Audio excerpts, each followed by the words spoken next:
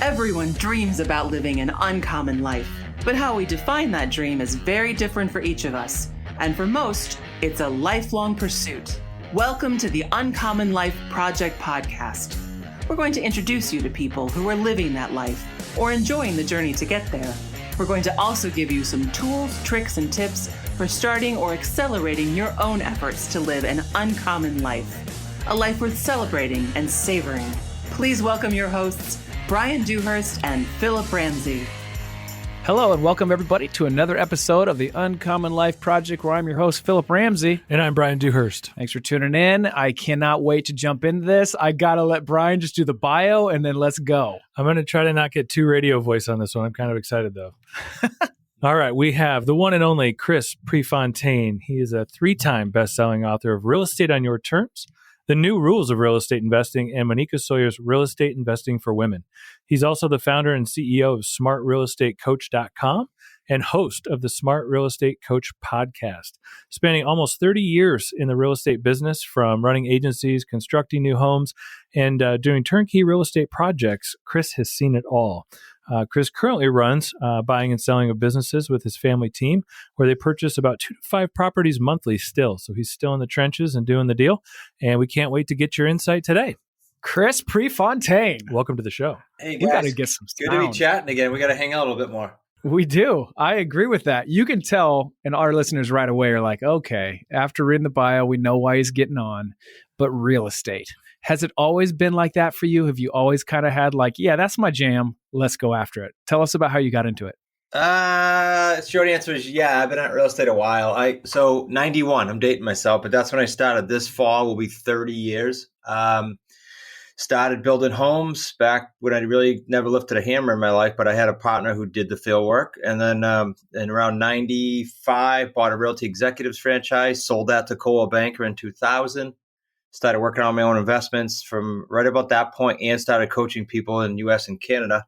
And then that led to the lovely, what I call debacle in my book, 2008 crash. That was a whole bunch of fun, but that's what got me to where we are today, because it really slapped me hard. I got my teeth kicked in. And when I even considered going back in real estate, because I considered not, I said, what would be kind of like the new protocol? What standards do I live by? And kind of threw everything in a box that I wouldn't deviate from. And that was things like not dealing with banks, not signing personally on loans, not borrowing money. So doing everything on terms and not putting myself at risk. And it was built to weather storms, guys. It really was. It was built for every economy. And then when COVID came around, everyone said, even my wife, so what do you think? What's the terms niche going to do? And I said, we'll see. But it was built to weather the storm, and it just thrived. So couldn't be happier, even though if you asked me that in 08, I would have said this absolutely sucks. You know what? Like half the time, that's really what we are dealing with is just unmet expectations of what people thought it was going to be. And so when people do get kicked in, all right, so this is my newest thing. I'm hyped up on this. It's resilience. It's the definition of resilience. It's the strength and speed of the response of our adversity. Doesn't that say it all right there? So tell me in 2008, what your marriage was like. How did she process through that whole thing? And then what were the biggest takeaways to get you back on the horse to then ride this thing to where we're at now? Yeah, good questions. Everyone wants to know that because Kim and I have been married 35 years this summer. So we met at age, what were we? 11 or 12 in junior high. So we go way back. So she was super supportive, always has been. It's not the first speed bump. It was the second speed bump. And the big thing, and I just said this on Clubhouse earlier today, when I look back, this is a scary thought for a lot of people. If I look back and I say, wait a minute, what were those 2 speed bumps? And more importantly, what was going on in my life during those 2 speed bumps, to your point? And that was, I didn't figure this out until 2 years ago. It was, I had no role model, coach, mentor, kind of board of directors, nothing during those 2 times. And those are the 2 worst times ever. So I think it was get a little cocky, get a little full of myself. I don't need that. Or I don't need them. And then slam. So other than those 2 instances, I have never been without a mentor. Kim and I just weathered the storm. It's like when my son Nick had his accident, people go, he was in a coma after a snowboard accident. and the doctor said he wouldn't walk, talk, or eat. And people look back and they go, how'd you guys get through that? We go, I don't know. You kind of just get into the zone. Like you guys just said, you kind of just go. Laser vision, tunnel vision. I don't know if that answered your question directly, guys. No, that's good. Brian's got to ask some questions because everyone knows I talk too much. But there are a couple questions I'm going to pull out here that you can really tell a lot about a person. One is like how long you've been married. 35 years says a lot about you. So first, and then also the community that you've surrounded yourself with, and understanding and have that realization of like, listen, when I do this alone, bad things happen. Like to me, that's powerful that you already know that. I'm sure Brian has millions of questions, so I'll pass it over to him. But I love that, dude. 35 years, that's a real deal. Like, and going through valleys almost made you stronger. Like, kudos to you and Kim for weathering that. Well, first, thanks, Philip. But the other thing is, success is a real shitty teacher, right? I think you guys would agree. You have a ton of amazing entrepreneurial clients. That's a fact. So it's almost like, I'm not saying go find crap, but don't be bummed when it comes. Ray Dalio's book talked a little bit about this. Almost like it was a mindset. He welcomed speed bumps and challenges. He didn't call them that. Just he welcomed that because his mindset was, okay, awesome. I'm going to improve. I'm going to go forward. Lessons learned. Boom. So that's just a different mindset, how you look at things that come your way. So good. Yeah. So, I mean, obviously a big part of our podcast is residual income. We talk about the 7 sources of residual income. 2 on that list or 3 on that list is real estate, obviously. And so it's such a broad topic. You guys have, I think, we kind of talked about this on your show, is the importance of systems. And it seems like a lot of the lessons you learned, you've built into systems and what you're teaching today. Can you kind of walk our listeners through some of those tenets or principles you just mentioned in another layer or 2 of detail? Sure. Brian.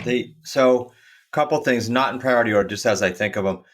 Things that went sort of into the box of must-dos and everything else stay away from were do not go to a bank and sign personally on a loan.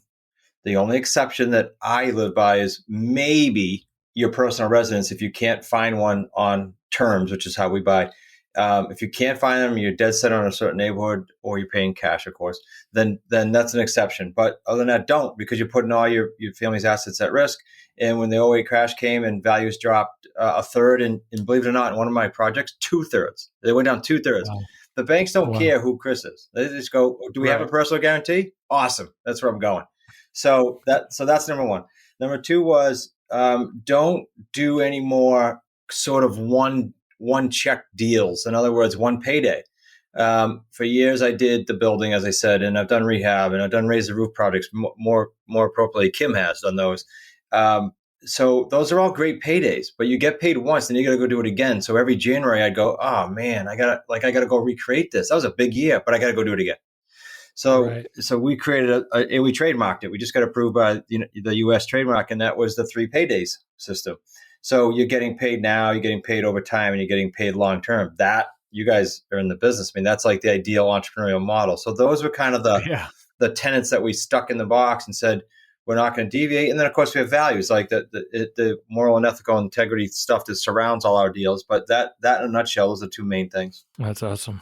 That's really good. I'm pulling back quick because I didn't ask this question and now it's like burning. How is your son doing now?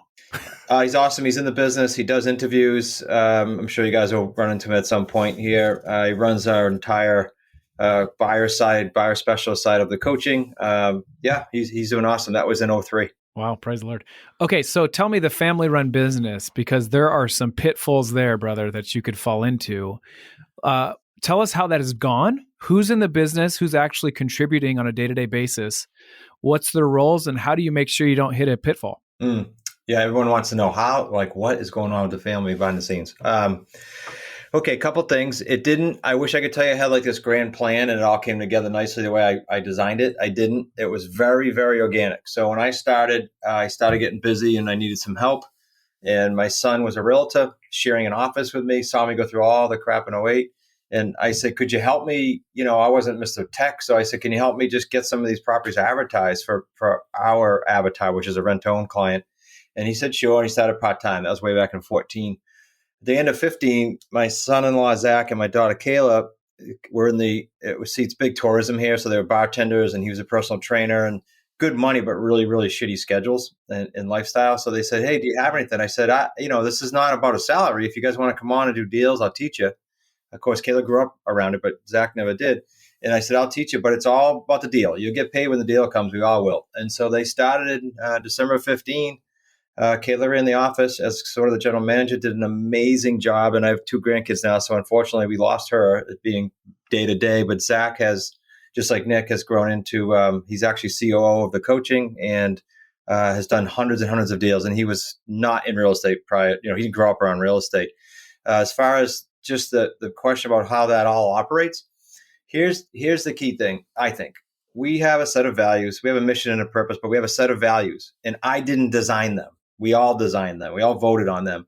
So if a decision comes across the table to hire, to fire, to spend money, to do anything, it's got to fit in the values. And if it does, great. If it doesn't, there's no argument. It's not opinion. We all came up with these guys. It doesn't fit. Okay, next. So that's what gets rid of a lot of the crap and a lot of potential disagreements. And then the last piece would be taking business home, right?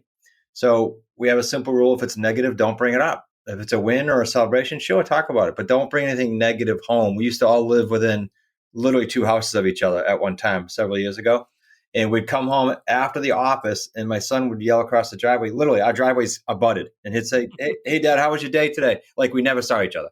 Wow. So that was a long answer, but guys, but the whole family piece is always something that gets asked. That's great. If you don't bring the negative home, I'm curious about this. Where do you leave or process the negative? In the meetings, we have one of our values is clear, blunt, and to the point, no gray area. That's not difficult when you live in New England.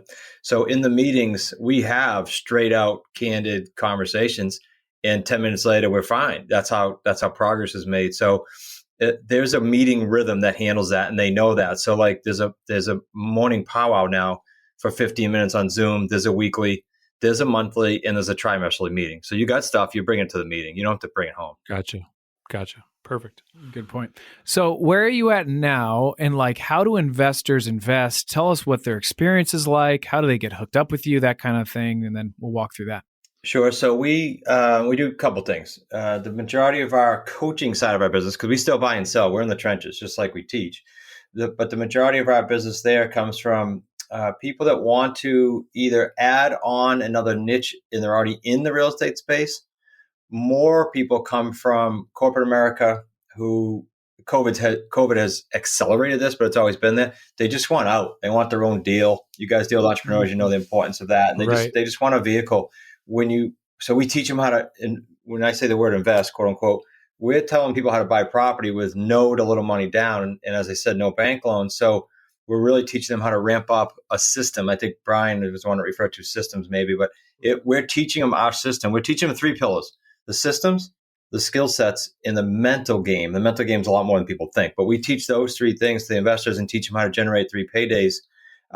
There's a small segment of our business that also has people like you guys may know, and like some of our mutual contacts know, that say, you know what, awesome, Chris. Like I see what you're doing. I know you've been at this 30 years. I love the types of deals, but I'm not doing that. I'm not getting in the trenches. Can I do this passively? And so we do some of that too with some very, very close contacts. Nice.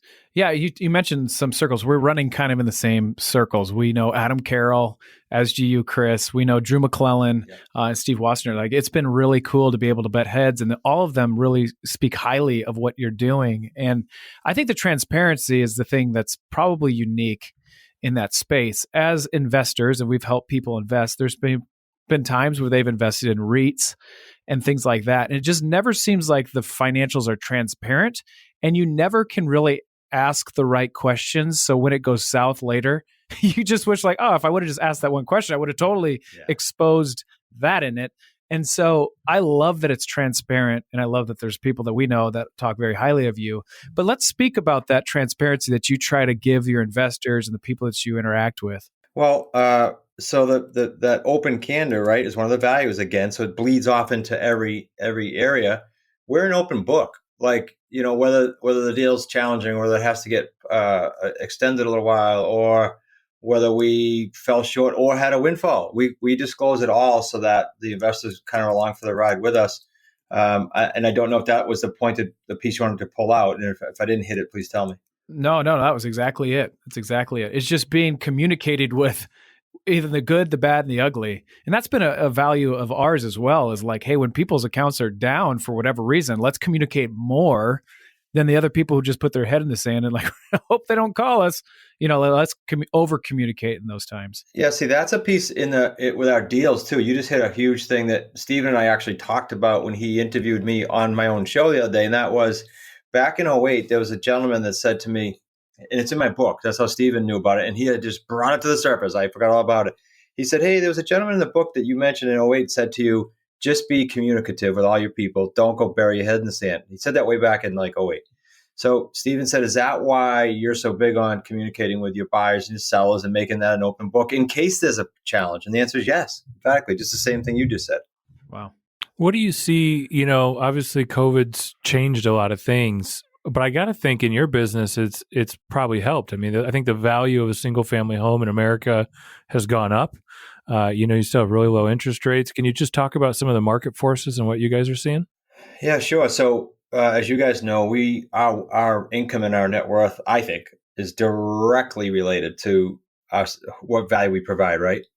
So, So the reason we're doing well is not because someone else is doing badly. It's because right now, more than ever, banks are tightening up things for buyers, so they need a guide. Sellers are then going, especially the ones that don't understand the whole inner workings of what's going on. They throw their arms up and go, man, I guess I can't sell for this price. Or I can't, because a lot of the high end homes right now, they need jumbo loans, and the banks are squishing those unless you are ultra strong. So, we're helping both ends, the buyers and the sellers. It's always been a lucrative niche. It's just that when COVID hit, our volume went up in our students by about 2.5, 3 times, because the banks are tightening so much. And some of the people, like, these aren't problem properties. There's a client in California, an associate, we call him. It's a student. He said he has 2 houses. One's with a doctor. It's debt free. This is not a stressful situation. The doctor said, I don't want people in my house during COVID. So she just did a transaction with him instead of putting it on the open market. So there's all kinds of reasons why sellers are coming our way versus the conventional route of, realtor or for sale by owner even. Sure. I love that. I'm nothing against realtors. I just like, if there's any way to do it without the realtors, it could be ideal. Well, I agree. Let me ask you this. I wear both hats, so I agree. Nothing against them, but it just is what it is. Right. Let me ask you this, and you don't have to answer it. How are you doing this little money, no money down? And if this is the secret sauce, be like, I ain't going to tell you, Philip, but I would love to know how. Now, if I said that, it would go totally against the candor and the point. So here's how we do it. We buy either lease purchase, owner financing, or subject to existing financing. And if it's okay, I'll give you a high point on each one of those. Yeah, sure. Do it. Okay. So the lease purchase says, hey, Philip, we're going to buy your home. The agreement we're going to use is a lease purchase. That's the vehicle. The lease purchase has a $10 deposit built into it, pre-written. All our forms are available. And what it says is, hey, Philip, once I find my buyer who needs time, they may need time to save or fix their credit. Once I find my buyer, I'm going to start paying your underlying mortgage. I'm paying it. It's staying in your name, but I'm paying it. I'm also going to take over all your maintenance, repairs, and upkeep. You worry about nothing. On or before term, let's just use 36 months, I'm going to pay you the equity we agree on. Example, we think it's worth $300 million, and you owe $250. I'm locking in not a sales price. I'm locking in the $50,000 equity, because at the end, I'm giving you that plus the balance left. It'll be lower on your mortgage. That's how lease purchase works. So I'm not doing anything for a deposit with you. Brilliant. On the owner financing, this is where the 6-figure deals come in. The owner financing is such that if that same house for $300 was debt free, we do a third of the properties in the United States are free and clear, roughly speaking. So I say, okay, Phil, I can pay you your $300. In fact, if you'll go longer in your term, I might be able to get you a premium, $305, $308, $310. This depends on how far out you'll go. Why can I do that? Or how? Because I'm not putting any money down. I can pay you top price, but I'm going to pay monthly principal only payments. I'm hammering down principal. I'm setting myself up to be as recession resistant as possible with that little technique there. Principal only every single month. So the longer I go, just think about that. The longer I go out, I'm hammering that down. I don't care if I gave an extra few grand. I'll get rid of that in 2 or 3 months with principal payments. Right. So that's the owner financing. And the subject to is a little bit more complex. So without diving too deep, all it says is I'm going to buy that same house at Phillips. I'm taking the ownership, unlike the lease, but that loan of 250 is staying in his name. There's not one property we have out of the 60 plus right now that we have a loan in our name ever. Back to my rules. Wow. That's awesome. I love it. I love it. I love it. I love it. Yeah, I'm just like now wanting to dive into your course and like, holy cow. And I think, for a lot of people, Philip and I have talked about this a lot, and you do wear both hats. So I think that's really, really good. But you just look at the average transaction. And if you don't have a real estate agent on the sale of your home and on the buying of the new home, that saves you a ton of money. And doing these contract deals, you're getting to the pure price of the home itself without all this extra tacked in, and especially on top of the mortgage, if you're going through a bank. And now with rates so low, now these closing costs are getting out of control because there's no money to be made on the interest. It's all on the closing costs. So can you talk about that a little bit? Just couple the equity things that you're saving? Yeah, super pointed. Thank you. Okay, so on the first point, I tell sellers, roughly speaking, unless they're stressed out and need relief tomorrow, I've got to structure whatever works for us too. But generally speaking, our sellers are not stressed out. They want the best setup. I tell them they're going to come out of that with 3 to 15% better than they would if they're with a realtor. And again, back in the day, I wore that hat, so I understand and I respect them. But just the facts are the facts. So that's one piece. The only people this doesn't work for, by the way, I should insert this for the listener, is anyone that needs their cash now, if they have any equity, like the example with Philip's house. If they have equity and they need it tomorrow to buy a house for their family, okay, then I'm not the fit. It's okay. As far as interest, I was moderating a room on Clubhouse this morning, actually, and the whole interest thing came up. If you can avoid, I don't care what the rate is, if you can avoid that, then you're talking hundreds of thousands, as you guys know all too well, right? Yeah. Totally.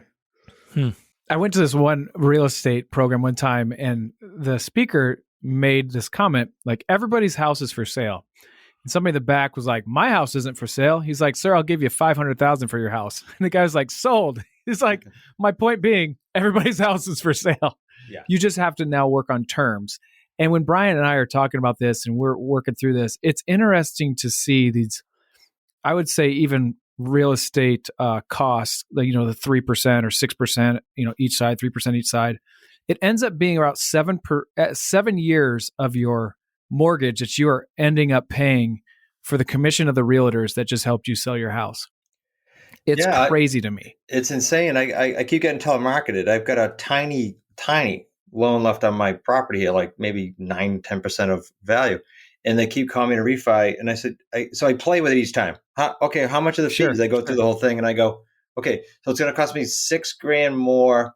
It's going to save me $6,000 more per year, but it's going to take me 3 years to eat that up in the fees you just charged me. I'll have it paid off in a year. Like, it doesn't even make any sense. But this is what's going on. So people are disillusioned by the low rates. It's crazy. Yeah. And it seems like, we think interest rates are going to stay low for a while because, with the debt where it's at, I mean, they just can't go up, and the Fed and the central banks are suppressing interest rates, and you're actually seeing negative interest rates in Europe right now. And you can get 20-year mortgages in Europe for 0% interest. And so the closing costs will be probably $25,000, but it's 0% interest. Right. What are you excited about, for 2021 and beyond, and just your mission and values, your team in real estate in general? And two things, two different fronts. One is because of the chaos that screams buyers and sellers, meaning that they're screaming for help, a guide. So that I'm excited for that. Why? Because I think we really, really, really provide true value. Like, there's a win-win-win in our transactions. Even a realtor can't say that because it gets a little cutthroat sometimes. There is a true win-win-win when the buyer thinks they lost all hope. Like, people have been in tears. I don't think I could ever buy a home. Thank you. And the sellers say thank you, whether it was COVID or debt relief or whatever it was. We helped them, and of course we win. So that's a great thing, and as long as we can keep doing that, I'll keep going forever on these types of deals. The second tier of what I'm excited about in 21 is we've figured out, and it's been 7 or 8 years coaching with Smart Real Estate Coach around North America. And each year, and this year came to a head, we figured out more and more that it's really the mental game that dictates this whole thing. Because we have the 3 pillars. I think I said earlier, the mindset, the skill set, and the mental game. If I keep piling on the skill sets in the systems, but they're not developing mentally, I'm just piling on a bunch of crap. They're not going to. Their value, their ability to earn is going to be directly related to their growth personally. That's what I call the mental game. So we didn't realize that till a few years in, and now we've really got it dialed in. Like our courses, our mentors we bring to our community, we fix that or help with that nonstop. And I think a lot of people miss that. You think, like you talk about value, like the mindset when they have that shift is worth the value alone. Like that to me is the most powerful thing that we can teach at Uncommon Wealth Partners. And you can teach just the mindset of this whole thing to help weather the storm, have resilience, like we talked about before. What do you think the biggest thing that you have to like almost quote unquote retrain your, I'd say clientele in this whole field? The whole, I'm assuming you mean the mental piece, right? Right. Correct. Yeah. Yep. It's the whole doubt and self-belief thing. I hate to keep using Clubhouse, but this morning we were on that room and there were some big investors. Like I'm talking people running $10 million businesses. I was not the biggest one in there. And the question for the room was, what is holding you back? Even these big plays. And you know what, like 9.9 out of 10 said? The mental game. It's the belief in themselves that they can do it. Yeah, Philip and Brian can, but I can't because. It's that piece that we have to keep working on. Yeah. You're your worst nightmare, right? Yep. Ain't that the truth? You keep mentioning Clubhouse. I've just got invited to Clubhouse. It seems like a pretty powerful platform. What's kind of been your experience with it, and how are you using it? Okay, so it's obviously early, right? Nobody really knows, but I'm blown away by the a couple of things. The transparency, most definitely. I'm blown away by the access, the ease of access, and the access to people I would have never met. I'm meeting people for podcasts like this. I'm meeting people for my show that I wouldn't have met. I mean, I have booking agents that search high and low, right? Like you guys might, but it's been like a powerhouse of people saying, let's connect. And then, so that's on the upper kind of education tier. On the lower tier, people brand new are having access to all these people, like literally in rooms, like I was just talking about, and be able to get called up on stage. And that, for those of you that are not familiar with it, it's that sounds weird, but it's all just audio. It's not video, and you literally get called up to stage and you can talk. So they're getting access to that for free, and then they can connect offline if they want. Really cool. That's awesome. Sounds like we need to jump on there. Yeah, I'll follow you. Jump on there and hit me. For sure. So let's talk about the vision that you have for not only your family, but your business and your clientele. Yeah, the mission is, we call it the Kingdom Tower mission. It's a 5-year mission. It ends in 2022, and it's to dominate the real estate education market and mentoring market by helping our associates, our students, complete 500 transactions. So most real estate educators would probably say, what's your goal? They give you a sales goal or a marketing goal or sell 10 product, whatever. Ours is all transactionally based because there's a huge gap in the industry. And the gap exists between the time someone takes a course or goes to a seminar and the time they do a first deal. And sadly, I've had students, they're with me now, luckily. We threw the life raft out, but they had spent, 2 of them, $100,000 on education before finding us and did not complete a deal, which blows my mind. Wow. Which is kind of the norm, though. That's like kind of the norm. Unfortunately, you're dead on. Yeah, that's what I'm saying. So we are on a mission to do that. And our purpose, the company purpose, is to empower individuals and families to live the life of their dreams through that mission. On the family side, Kim and I are all about creating experiences. That's all we talk about. We've got 2 grandkids now. I mentioned Zach and Kayla, so they're 2 kids. And so it's about making the money, not to make the money, making the money to go ahead and create the experiences that money can't buy. Right. Have you ever heard of Lee Brower? He's got a really cool book. He says that transferring wealth isn't just about the monetary money. It's about transferring, basically, he kind of, I would say, 4 quadrants. Yeah, he kind of puts it in 4 quadrants. You have your core values, you have your good and your bad experiences, you have your charitably given and charitable time that you put all your stuff to and resources in. And then you have money. If you had 3 things that you could only pass to the next generation, which would those 3 things be? It's pretty obvious. It's the core values, your good and bad experiences, and the way that you give your time and resources, right? It wouldn't be money. But everybody keeps focusing on the money, and 2 generations later, poof, it's gone. So the thought is use your money to transfer the other 3 that are the most important. And it sounds like you're doing that, you and Kim, the core values, your good and probably bad experiences, your stupid tax you've had to pay along the way. Bumps. Yeah. And then just the way that you give charitably. Like, what are you passionate about? And if you can use your money to unlock all those 3, it sounds like you're doing, guess what you're going to have more to give to the next generation?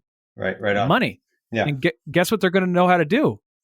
They know how to use it. They'll just keep doing that and keep doing that and keep doing it. That's the Rockefeller type way to transfer wealth. And so kudos to you and Kim for catching that vision and now using your resources to unlock those 3. Giddy up. Yeah, thank you. I'm going to just call you out. The 500, like, come on, man. Like, we knew a guy that wanted to buy 500 doors in a year? Was that it? And he did it. 500 doors in a year. Yeah. Yeah, I think you can reach right? 5,000. Yeah, I think you can do 5,000. Let's go. We'll reset that with your help at the end of 2022. Okay. All right. But I want you to dwarf that 500 number, man. I want you to impact many, many people. I love your vision. I love your values. And I love how you're doing it. And I love how you're helping other people do it, because a lot of people will just find this knowledge and they'll invest for just themselves in a very not selfish, but just self-serving way. And what Brian and I have found is helping and grabbing on and meeting people where they're at and helping them to get to where they're going. Now that's fulfillment. And you're doing that every day because you're impacting other people. So good job, man. Thank you. Much appreciated. Okay. So how do our listeners hear more about you, get connected with you? Sounds like Clubhouse is the new jam. Tell us more about that. Yeah, I that's fine if you want to go Clubhouse, but I haven't figured out the whole tech space yet. I'm like the worst one. The fact that I'm telling people about Clubhouse absolutely kills me. So the best way is I'm going to do a few cool things just because of our mutual connects. I was thinking about this in between shows. So first of all, simple answer, smartrealestatecoach.com. But if they go /action, myself, my son-in-law, Zach, or our strategy expert, Brian, will do like a 15 or 20 minute call with them. And don't think it's not a sales call. Is it a mental thing you want to talk about? Is it, hey, what would it look like if I was to go full time? I'll do a call with you. So smartrealestatecoach.com /action. Something totally custom. We haven't done it since pre-COVID. If your listeners want to email support@smartrealestatecoach.com, we will send out both hard copy best-selling books for no charge. I'll let support know so they don't kill me when I come back from vacation, because I'm leaving this weekend. They'll go, "What just happened?" Yes. Yeah. That's amazing. Thanks for doing that. That's awesome. Yeah. No I want to start doing stuff like that through our podcast. So that's kind of like I don't know what the word is. I'm blanking, but yeah, an inspiration for us to start doing stuff like that. So maybe let's give them in the subject line, maybe put uncommon, something like that, so V knows our support team. Okay, great. Okay, great. Well, man, I just want to keep encouraging you. You and Kim are building something amazing, and your family now, and it's going to impact many, many people. And we're excited that you're on this uncommon path. Thank you for sharing that with not only us, but the listeners. Mm-hmm. And we want to be your biggest fans moving forward. And so any last words quick? You know what? I'll do what you did to us. If you're going to go on a ship tomorrow and you weren't going to come back, if you weren't going to come back from that ship, what would you do? What would the 2 things you do in the next 24 hours if you're leaving tomorrow at 1:30 p.m.?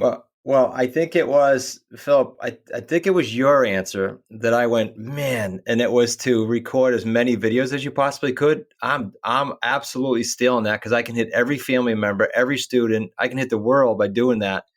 Was it you that gave me that on my show? Yeah. So I did. Yeah. I love it. I'm going to steal that and run with it, because that's just the most reach and the most value. Love it. That's awesome. Love it, Thank you so much, Chris. Thanks, guys. I appreciate it. Well, you've been listening to the Uncommon Life Project. I've been your host, Philip Ramsey. And I'm Brian Dewhurst. Tune in until next time. Until then, go be uncommon. Thanks, everybody. That's all for this episode of the Uncommon Life Project, brought to you by Uncommon Wealth Partners. Be sure to visit uncommonwealth.com to learn more about our services. Don't miss an episode as we introduce you to inspiring people who are actively pursuing an uncommon life.